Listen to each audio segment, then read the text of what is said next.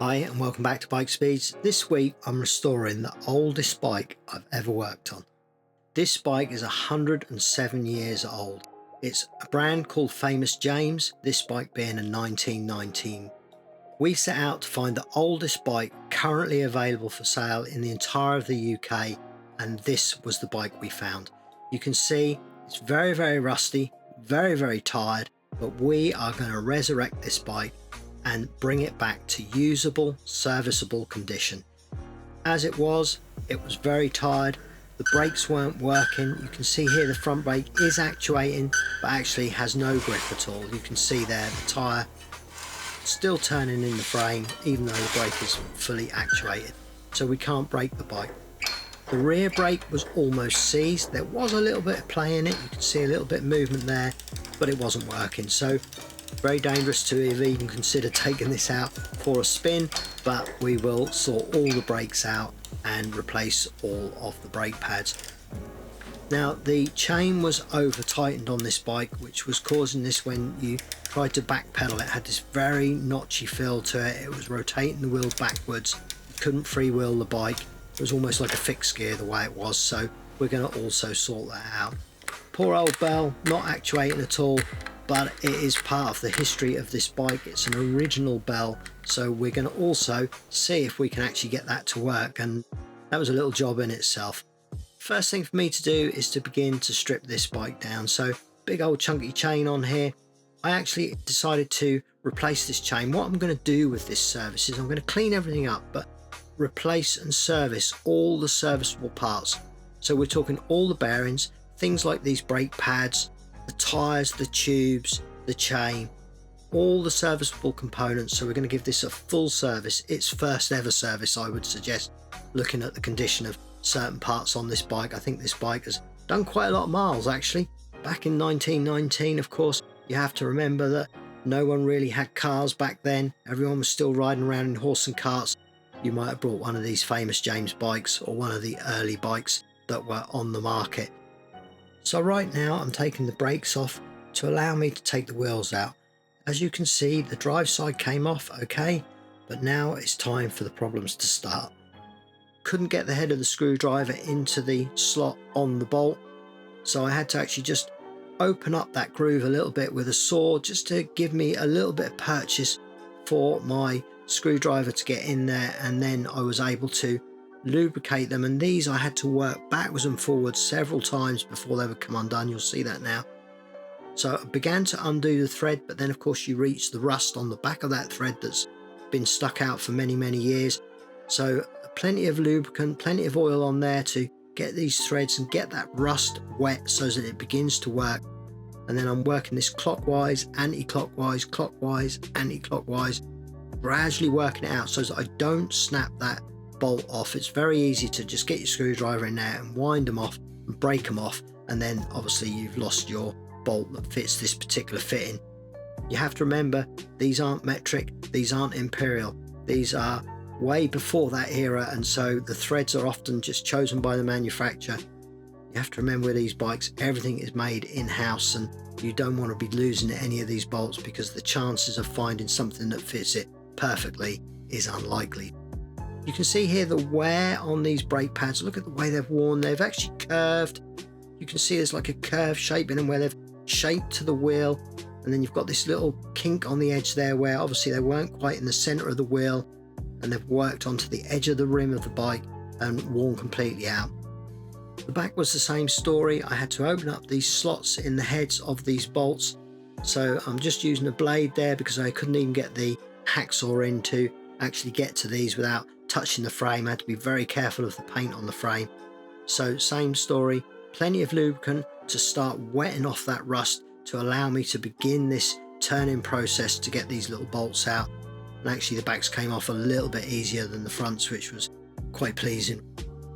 With these sort of work, you're always one bolt away from a problem.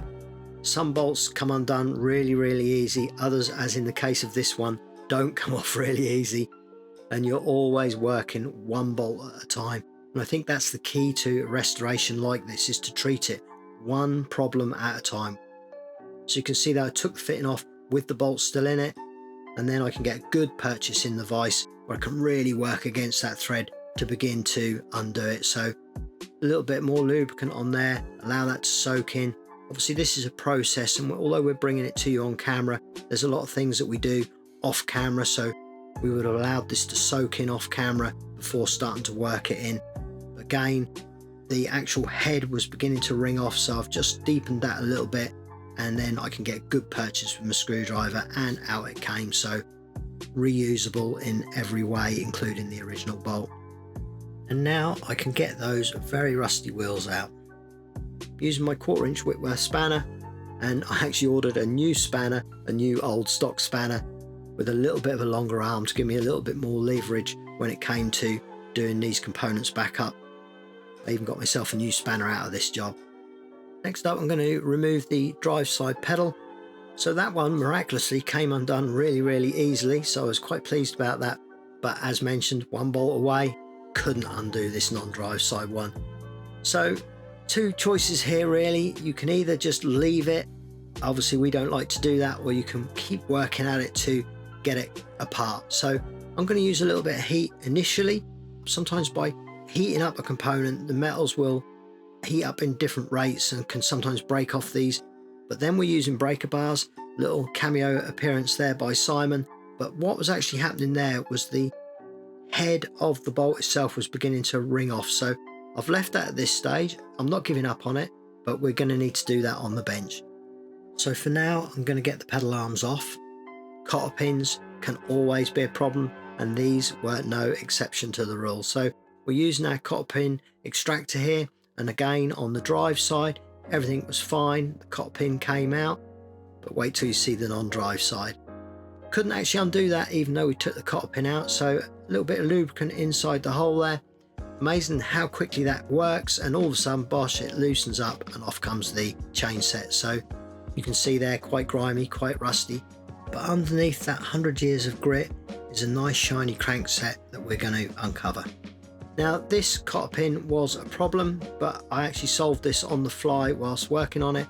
So I put the extractor on, started winding that up, and actually the head of the cotter pin started to bend, the thread started to bend, it was not moving. So I actually put it on the other way and actually wound it in to make it tighter, but that broke it off just slightly, just enough that then when I went back to the other side, I was able to extract that cotter pin with relative ease really. It's something that I hadn't ever done before, but actually in this instance it worked. So tightened it up and then it more or less popped out. You can see it's moved right out there, but obviously nothing ever just pops out, so we give that a little tap with a chisel and a hammer just to get that out. And again, there was a bit of movement, but it was really stiff, so started to get that to the edge and I just couldn't quite get it over the end. So again, a little bit of lubricant and then off it pops. So that's all good there. We've got that chain set off, which means we can now service these bearings. Obviously if you can't get your chain set off, you're not going to be able to do your bearings. So that's quite tight on there. The lock ring that's on there, which I'll show you when I put it back on, was seized to the actual cup. We'll get all those bearings out. I'll deal with that on the bench again. Out comes that bottom bracket, both sides. And again, it's all about the one bolt at a time. Normally I have a spanner that fits this, but this was a quirky size, and the spanner that I normally use for these bottom brackets was about 1 millimeter too narrow for this fitting. So this was actually a larger head than virtually every other bike you ever see like that, so we had to use our Nipex pliers there. This is obviously the rear brake adjuster and the fitting at the bottom of the frame, so we need to undo that. This was actually seized as well, and that was why it was not really actuating correctly, because that little arm there was seized, which again I'll show you on the bench. So this fitting is going to come off the bike. What I like to do is actually strip these frames right back to the frame.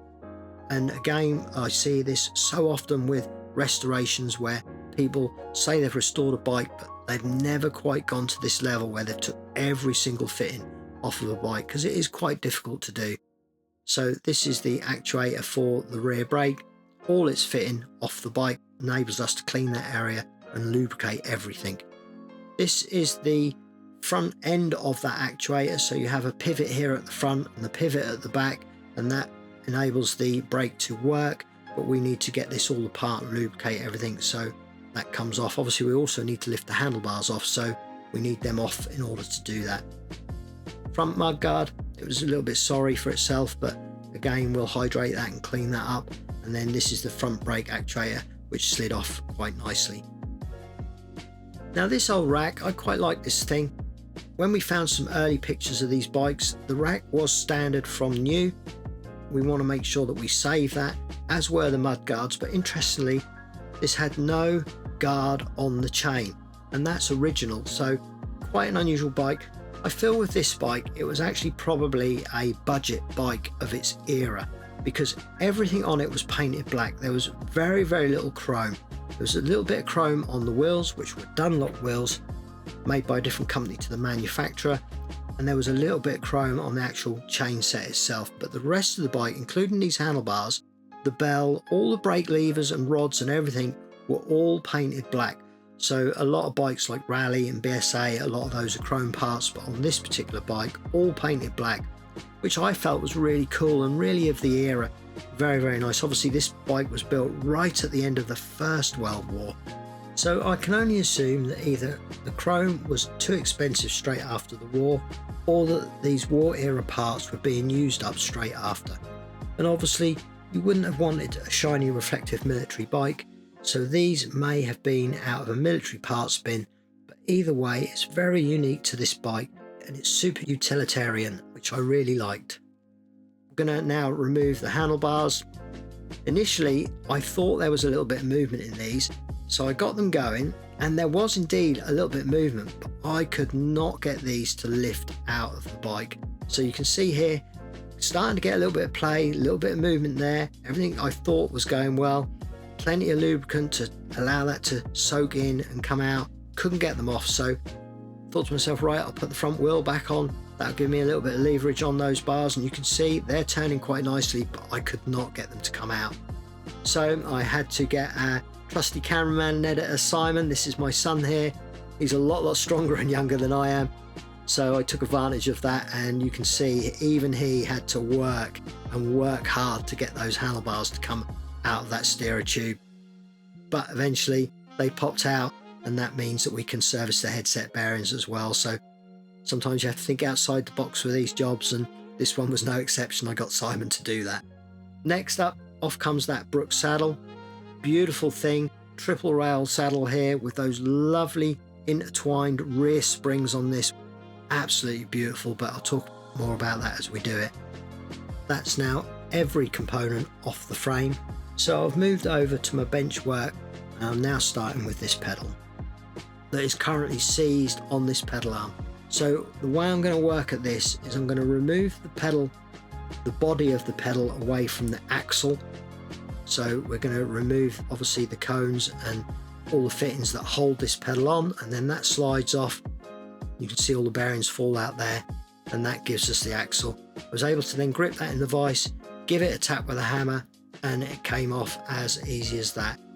A little bit of lubricant in the threads, that will soak in and through and down, and then eventually that came off as well, which is great news for us because we can now service the pedal, lubricate those threads, clean up the pedal arm, and everything will be ready to go. This is the pedal that we're going to restore first, so these blocks are available, but with this restoration I wanted to keep everything as original as possible on this bike, because the era that it is and the age that the bike is, I really felt originality was very important to this restoration.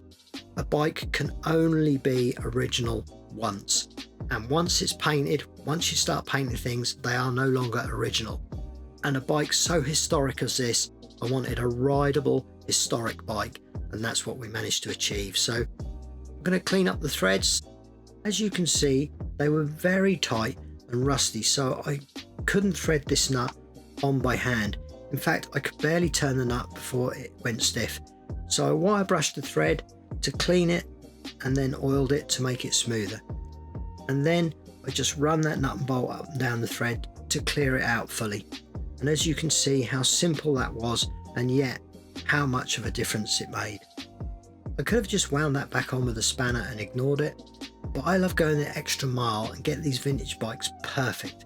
That to me is how you restore them without repainting everything. It's a mechanical restoration. And look at this, this is 107 years of build-up of debris that's just somehow ended up in the cover cup of this pedal itself. So there's a little hole in the center of that, and it fascinates me to think that that mud has gradually built up and ended up inside the pedal. Who knows where that mud came from? Anyways, now I'm cleaning all the pedal components up. Straight away you can see the metal turn black as soon as it's been hydrated with the water. And our goal is to achieve that same wet look by polishing every component with Autoglym resin polish. Some components we even polish multiple times because they just continue to drink in and soak in the nutrients. And this is a story really of this whole bike, of hydrating what is left of the bike. So we're not focusing on refinishing any of these components, we are hydrating them. I work it on, I leave that to dry, and then I'll buff that off. That will act as a protector for the paint. And then with the blocks on the pedals, I used a little bit of tyre black in here to give them a little bit of a sheen, a little bit of a shine. The sun will literally have baked the nutrients out of this rubber over a whole century. So this is also going to help stop them from going brittle and cracking. So here we are, this is the first look at what we're going to be trying to achieve across the whole bike.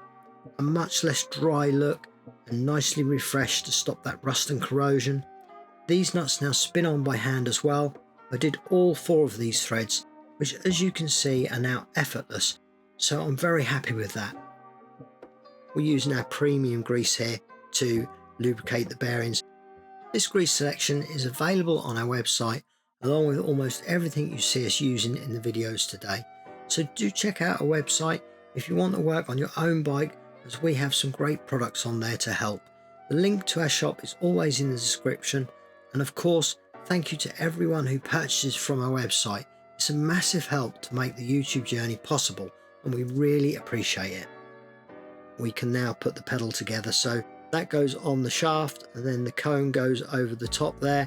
We adjust that to get the right feel for the bearings. Then there's a little washer there with a lock nut that goes on over the top of that, and then finally the cap that goes on over everything to finish it off.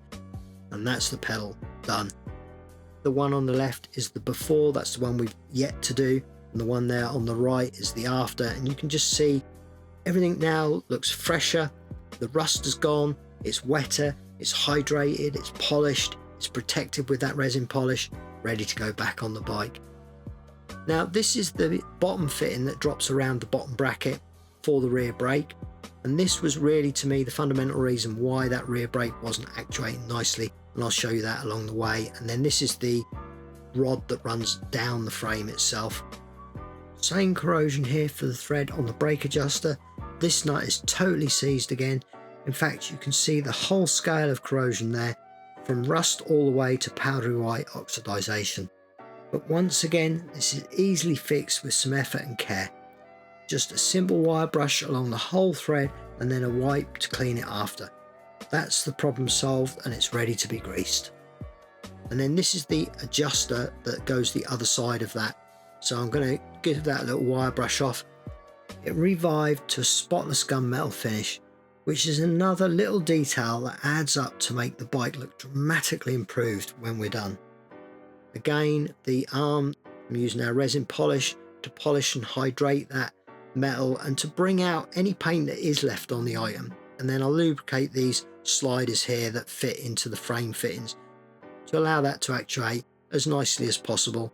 And then I'm using our anti-seize grease there on the threads of the lock bolts themselves, so they spin on now. You can see, I mean, I had a job undoing that and I just spun it on by hand, so that even the threads are fully salvageable. You can see there again, the one on the right, nicely hydrated, everything lubricated, really ready to refit on the bike. The one on the left, dry and needing work, so a huge difference there. Now I'm on to this bottom brake lever. I'm going to put a little bit of lubricant on the pivots, and then I'm going to work those in and get them loose and free again, and then it will actuate absolutely perfectly if everything can move on its right fulcrums and with the right kind of leverage each side. So again, this side here lubricated, you can see how beautiful that's come up. I mean, what a difference. So you can see here how seized these were. So you'd be pulling the front brake and it was not pivoting correctly, which is why we had no brake on the back. This one was really, really tight. Took quite some pulling to actually get that to free, and that was actually the moment when it did begin to free up before we washed it down and lubricated it. And now once done, you can literally flick it with your finger and it absolutely works perfectly. So very, very pleased with that, especially this one, because that was a two-handed job to get that to move in the first place. So really, really pleased with that. Now I turn my attention to this bell.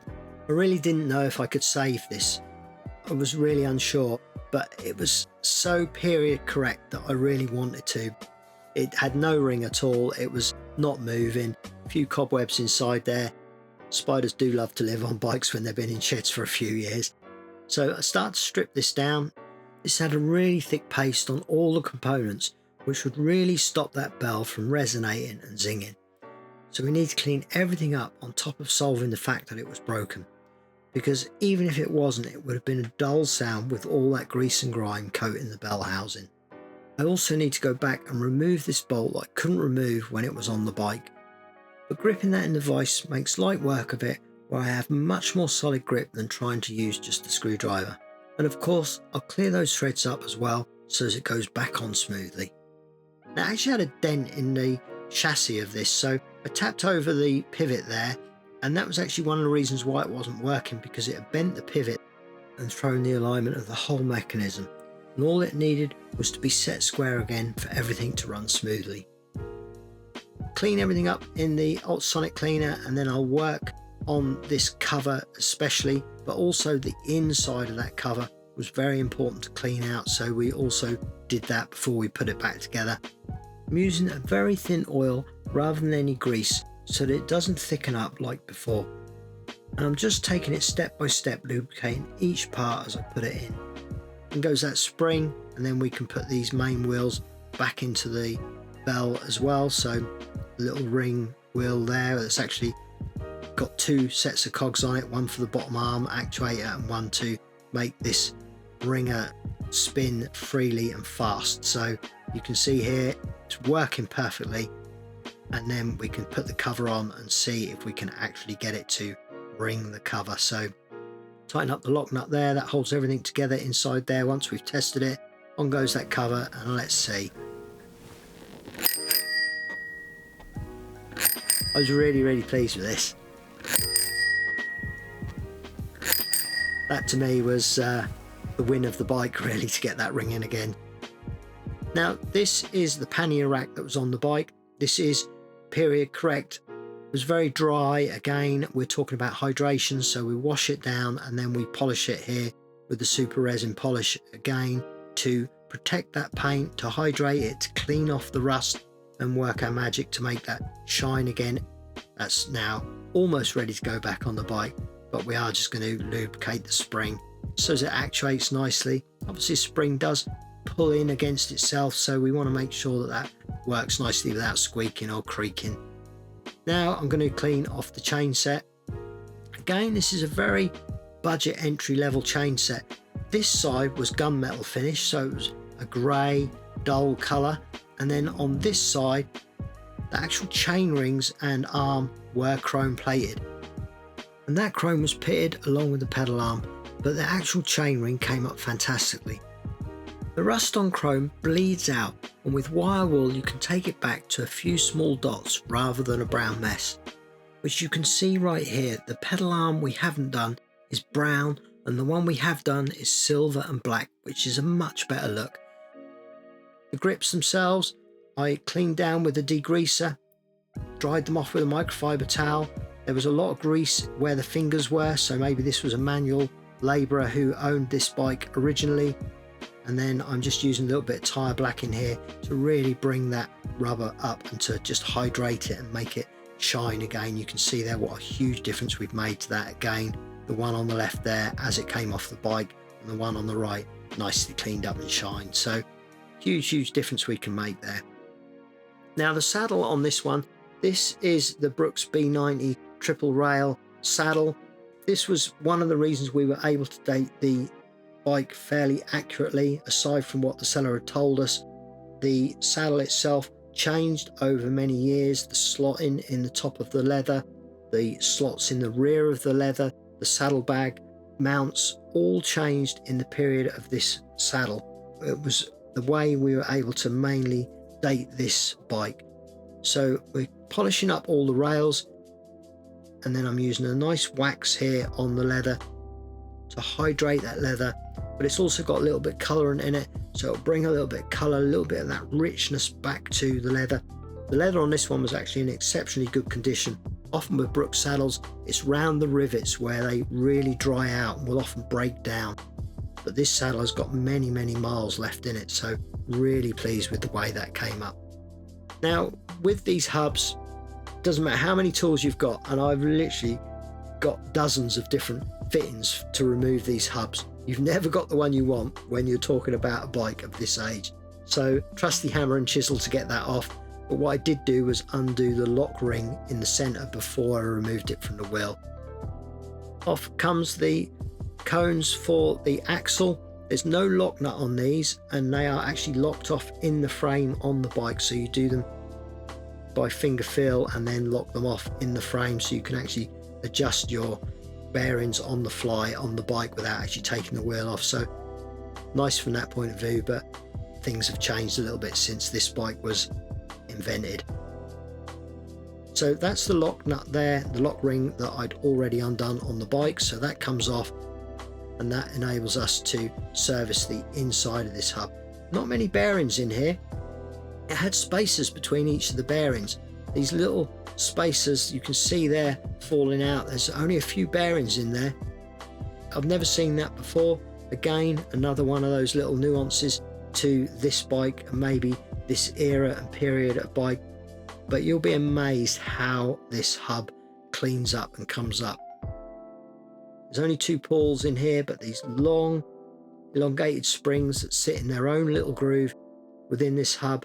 Again, a lovely little touch to the engineering of a bike like this. You can just visualize someone in a factory producing this component. You can see here again a telltale of the miles this bike has done. A lot of debris built up on the actual cogs themselves. Chisel that off again. Like with the pedals, the stories that mud tells, where are the journeys that hub has done? And that's exactly why we're servicing this hub and not just replacing it, to continue this bike on its journey and the story with as much of the original history as possible. So I cleaned up all the hub components, and as you can see, they all come up amazingly. These old materials are mega hardy and built to last. And go those little springs. We used a little bit of our Shimano hub grease, again available on our website, to lubricate these pawls and these springs to make sure they actuate beautifully on the bike. That little cover that goes over to hold everything in there. A few spacers that were all on the bike from original to get the preload correct for the lock ring. I'm going to use a little bit of anti-seize grease here on the threads of that lock ring, and then again our free hub grease around the ratchet marks on the hub itself, and then we can begin to put this back together. So I'm going to use our premium grease here again, as I mentioned, with all the bearing work. It's the one we use. And go those spacers, then randomly 2 ball bearings, spacer 1 ball bearing, spacer 1 ball bearing, and the opposite end again there's 2 ball bearings.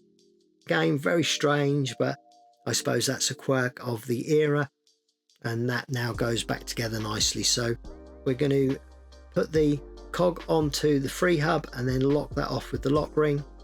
All the original writing on there. That writing's actually stamped as well rather than engraved like a modern bike, and there's details like that all over this bike where you can see a person's physical work rather than a machine's. Now I'm washing the wheel down, starting with that hub. We had no idea if it was going to be possible to get any sort of good finish on this wheel, but the trusty wire brush and wire wool don't let us down.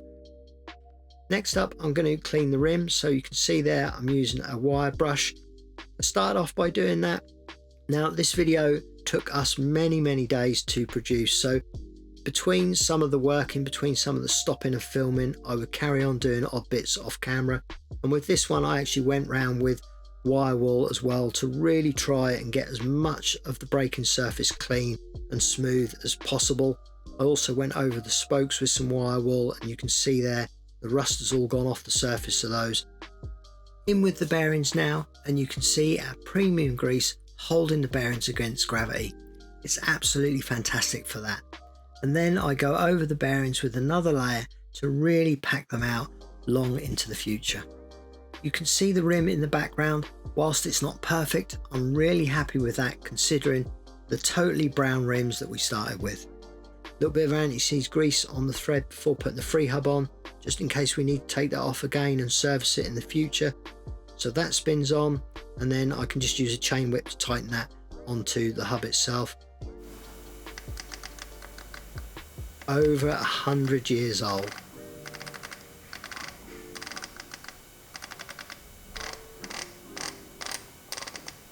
And it still sounds like brand new. Quite amazing. I'm going to replace the tyres. These are 26 by inch and 3/8, so we're going to take off the old tyre, remove the inner tube. Old rubber is never very nice. Also going to remove the rim tape. Always worth freshening up on a restoration, the rubbers, so that includes your brake blocks as well as your tyres. So we're just going to clean that down again with a wire brush and then put on fresh rim tape here. So I'm using a canvas tape here. This is self-adhesive. It's nice to use that because you can really centralize it in the wheel with it being self-adhesive to make sure it's where it needs to be. Poke a hole through for the inner tube and on goes that new tyre. Now this is obviously an Imperial tyre. It's a much wider diameter than a modern 26 by say 1.5 tyre, so I use a 27.5 inch tube in these and then inflate that, and that is now ready to go back on the bike. And obviously off camera we've also done the front wheel, so we've cleaned it up, retensioned it and put new tyre and tube in. So you can see here I'm going around the wheel. This again was an unusual thing in that this had 40 spokes in this rear wheel. I've never seen a 40 spoke wheel in my time of restoring bikes, so quite an unusual and pleasant thing. Thankfully all the nipples were free and I was able to retension this. There's always a risk of breaking spokes when you do this on such an old bike with rust and everything, but this one adjusted up really nicely. Now listen to the sound of these headset bearings.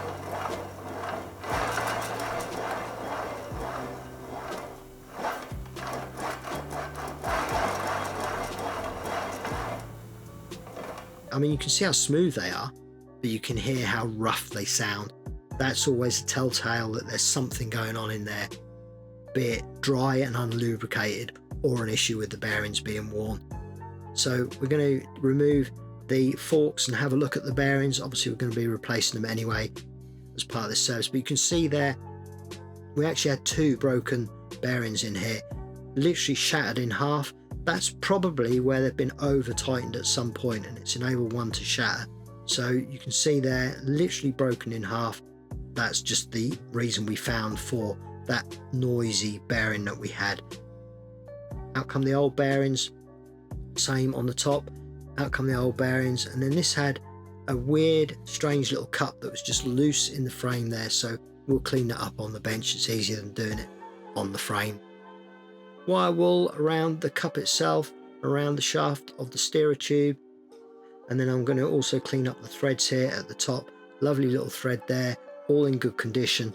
We should have no issues getting this back together, and you can see there some of the original paint showing through that was on the steerer tube. Look at the way this cup cleaned up. This is what I love about these old engineered bikes. Everything seems to clean up and be reusable. Lovely that, ready to go back on the bike.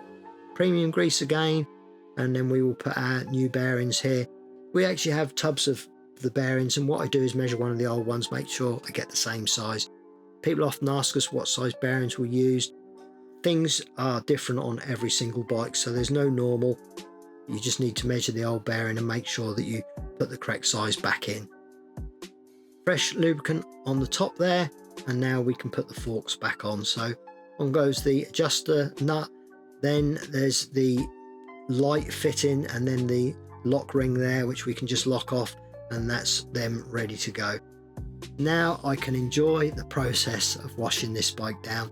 I didn't really know what was under all this dust. Having seen the rest of the bike, we'd managed to salvage most of it, but we were very unsure what was going to happen here.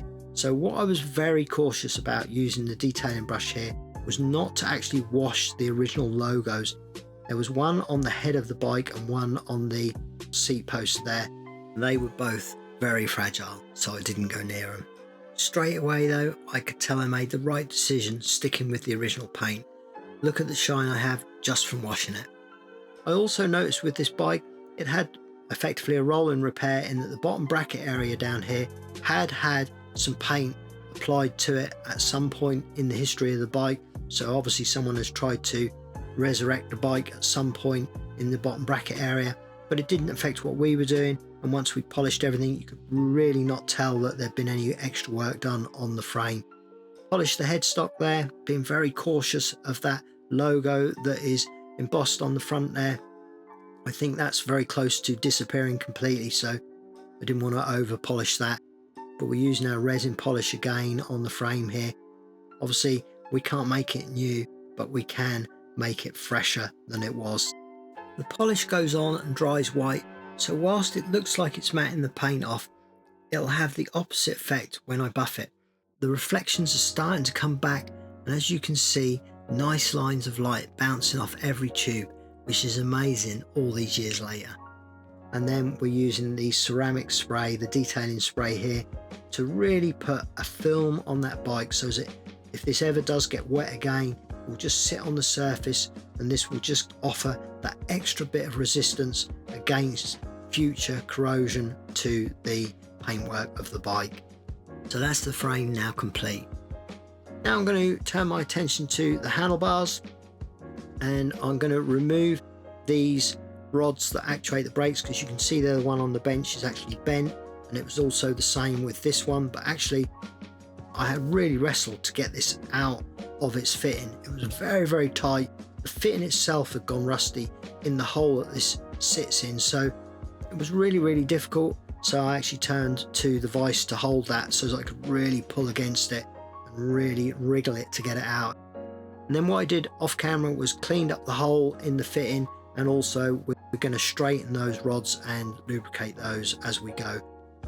Buffing up those bars now. I washed those off camera as well. Again, these came up rough and ready, but it's still an improvement over that brown film that we had before. The actuator here for the rear brake was rubbing that paint, so you can see just a little mark there where it finishes, where it's touching. That will all affect the braking, so I want to try and stop that. So what I'm going to do is just lever that arm out so it's just clear of the steerer, and then everything will work nicely and smoothly when we put it all back together. I'm going to lubricate the pivot points and those return springs so that everything there will work nicely, and that should stop some of the squeaking that we had, and everything there will actuate nice and smoothly without sound. So also straightening out these rods, they would have all been straight originally. This is through the bike having little knocks along the way during its journey, during its life, so we need to make sure that everything there is nice and straight. I'm also going to lubricate these, one to help them go back on the bike, and also to help them slide into the fittings that then these actuate. But once they're back in, I'll then wipe that off. Once everything's finished, the bike is ready to go, I'll then just clean that off, because obviously we don't want dirt to attract to that grease, but it just helps putting everything back together.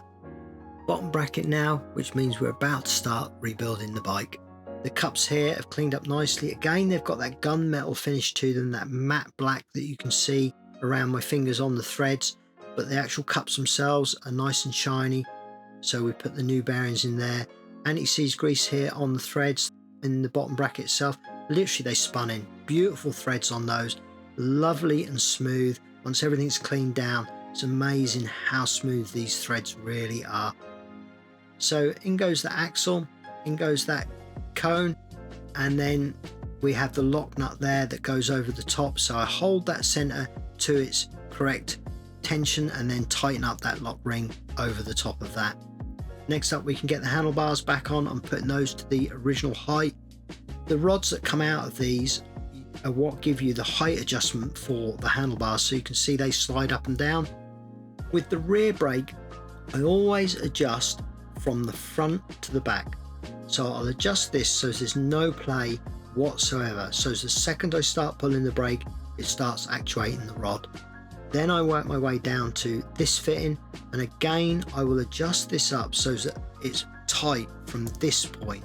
So this is at the highest of its travel and the tightest of its point, so that the second I start pulling the lever, it's starting to actuate this bottom rod that runs from this to the wheel itself. So tighten up the bracket here, and then we can put in the spring that sits that back on itself, and then we've got the final adjuster here, which I do leave loose because obviously I've got to now put the wheel in to get the brake pads in the right place before I do that final adjuster that is available to us.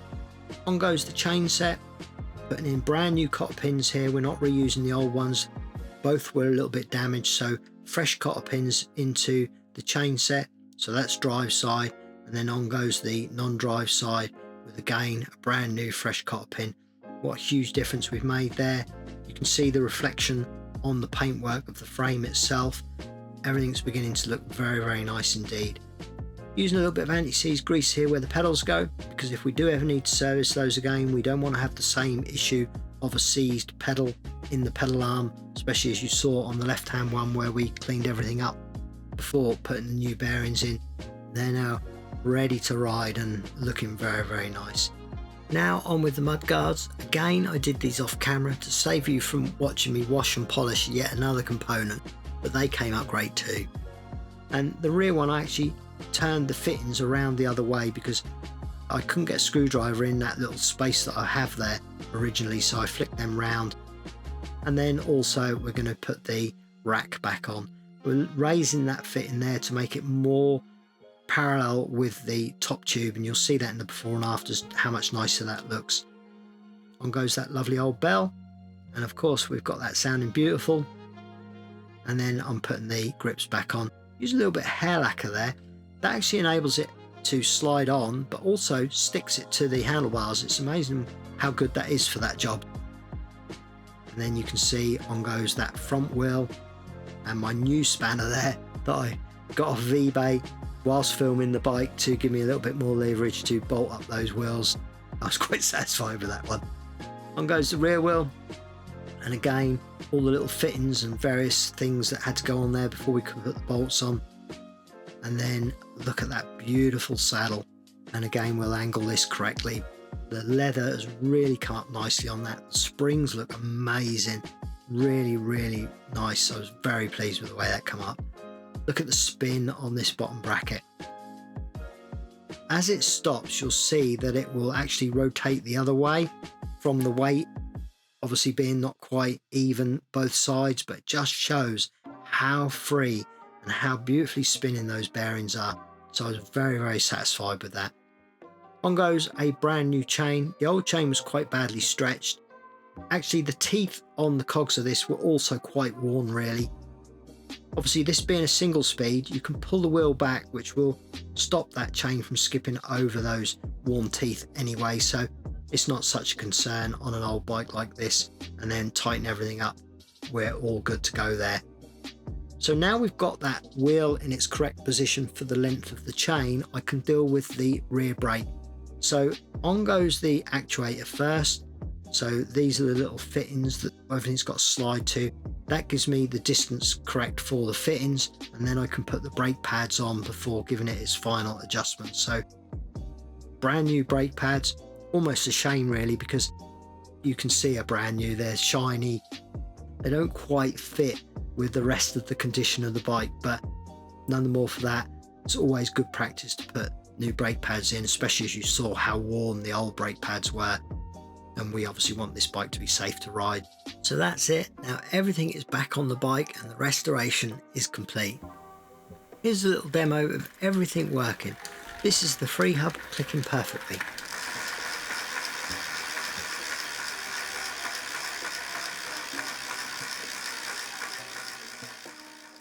Here's the brakes now actuating with no creaks or rattles.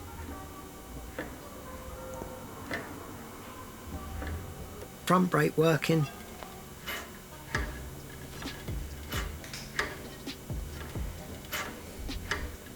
No creaks here again. And the rear brake actually stops now.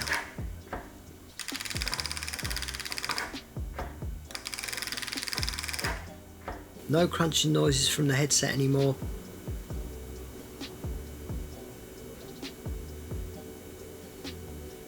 And lastly, that bell one more time. Love that bell. So you can see here, big difference to the bike. Ready to ride. We have a 1919 bike here. So a very historic bike. It's been the tail end of one war, through the second war, is still surviving, is still original, in its original paint, with its original fittings, everything working perfectly, ready to ride many miles again. And I think you'll agree we've made a massive difference to this bike. What a service. I was so pleased with the way this one came out. We wanted to bring something different to you and really enjoyed the process of this one. It's been a very fun bike to work on. So thank you very much for all your support. We truly appreciate the time you all give us to watch these videos, and thank you for all the likes and comments. And of course, please do interact with this video. It took us a lot of effort to make, so definitely like this video to help it reach more people and to help the channel grow. Check out our website as well. Again, thank you to everyone that's ordered from us. Me and Simon are extremely grateful for all your help keeping the channel going. Thank you to Simon for his perseverance, not only with filming this, it was him that actually found this bike between Christmas and New Year. Between us, we made this one happen, and I hope you've enjoyed this video, and we'll see you again very soon. Bye for now.